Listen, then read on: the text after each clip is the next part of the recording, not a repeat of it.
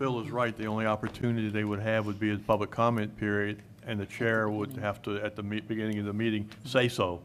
That's what we need to do, because I want to make sure they have that opportunity. Absolutely. Okay, Great question, David. all right. This brings us. I'm sorry, I'm not done with the comp plan maps that we just did. I have one more comment to make. And this is more for the public than it is for my colleagues. I'm uncomfortable with what's just happened up here tonight. As Mr. Melton pointed out, I think there was a public hearing on this comp plan done by the Planning Commission December of 2017. We're in 2019. We have had this for months. And now, here we are, less than 2 weeks before the vote, and I get handed 6 maps that, in my mind, make substantial changes that I would have liked to have more time to digest. I'm also going to say it openly that it increases density of Powhatan County. I'm not as much interested in the total density of the entire county as I am location, location, location, and what it looks like out my windshield when I'm driving down Route 60. My initial reaction to these changes is very negative, and I have a feeling, kind of what we've been talking about, if the public is made aware that there's an increase in density of development being proposed at what I think is the 11th hour, I don't think the public would react too well to that. And I don't think this was a good way of doing business. There are those of us on the board who are rather pro-development, and there are those of us that are trying to manage that development so that we maintain our rural feel out here in Powhatan County. And I would have really appreciated having this months ago and letting the public weigh in on this over a period of months instead of kind of shoehorning this in at the last minute. For that reason alone, I'm already 90% of the way toward voting no, and I'll probably get voted down. Thank you. Thank you. Mr. Chairman. Yes, So, Ms. Nordvig, Yep. would you feel more comfortable if we reopened the public hearing on this issue next week? Would that make you feel any more comfortable? 2 weeks. Or is it still too short?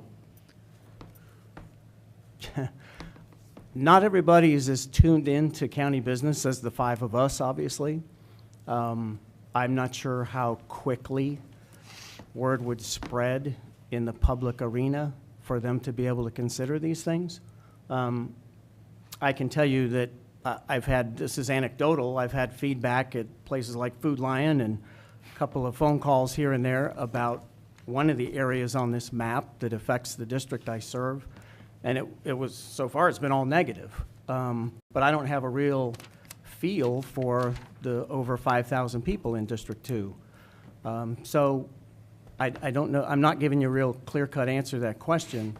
That's why I would have liked to have had these maps months ago so that people could have weighed in and word could have spread, et cetera, and there could have been maybe a little back and forth so that they could be satisfied or dissatisfied, make a good decision. So I don't think less than 2 weeks is enough time. Well, if I may, just to build on Mr. Norvik's comments, which I agree with, the reason we had that workshop and we took the vote going around, again, with the maps that were brought to the meeting by Mr. Melton, we took the votes because we wanted what was going to go out to the public to accurately reflect what we were considering. We didn't want to do like it had been done in previous comp plan updates, where you put the maps out there representing one thing, and then at the meeting it got changed when you adopted it. So that we had a very good reason for doing it the way we did it. So his points are very well taken. The public, yeah, they'll have the opportunity to weigh in if we reopen the public comment. But that's not the point. That's not what we advertised, when we had those 2 open houses here in the county. People came and saw what they thought we were proposing. Now, 2 weeks before the meeting, where we're poised to adopt the plan, we get these maps that they haven't seen.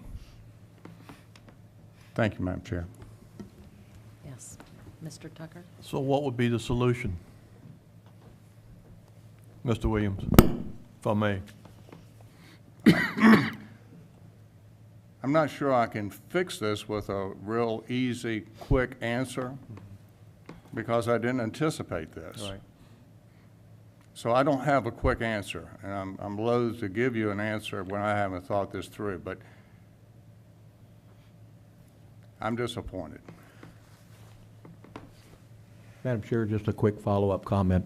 So the changes in District 4 are consistent with the map that was recommended from the Planning Commission. While I fully understand it was not out there to the public in the 2 workshops they had, it's consistent with the recommendation from the Planning Commission. They advertised it, and matter of fact, no one talked about the density in District 4. Matter of fact, some of the group that tends to beat me up a little bit said, you can do all the density zoning you want in District 4.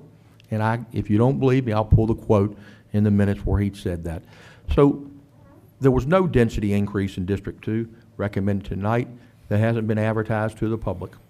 My intent was not to sneak anything through. My intent was to put it out in front of the public. Based upon those community meetings, I had citizens that reached out to me that asked questions about what happened.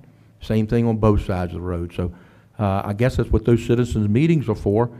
And I too have received phone calls and comments from people, and I weigh those very heavily in all the decisions that I make. Thank you. I'm throwing a flag on that. You said it, that these were not the maps that the people saw at those community meetings. They walk into a room, they're showed maps, and now we're doing something different with less than 2 weeks to go. That's a bad way to do business. That's not transparency. Most people are not sitting on the edge of their seat waiting for the next planning commission meeting. Mr. Cox is there. How many people show up and sit in these seats during a planning commission meeting? About. Mr. Norvig. Seriously. Like, It's inappropriate to call from comment from the audience. I'm sorry, It's a Mr. planning Cox. No. commissioner. You can wait. It has no bearing, Mr. Nordby. Okay, Okay. thank you. I don't know, if I went to one of those meetings as a member of the public, and then I found out that it was switched and voted on and in the can, I'd be upset.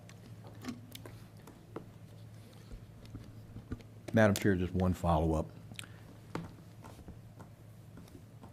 Over the years of my experience in the Planning Commission and in the Board of Supervisors, and some of us sitting on this dais have done this or have said this, and I'm not going to use any names, but they've said, well, you know, if a great project comes along, you know, while the future land use map doesn't allow for that, I would support changing the future land use map plan. So it is a document that I take very seriously, but I do think there are times when good sound judgment needs to step up and do something different. Thank you.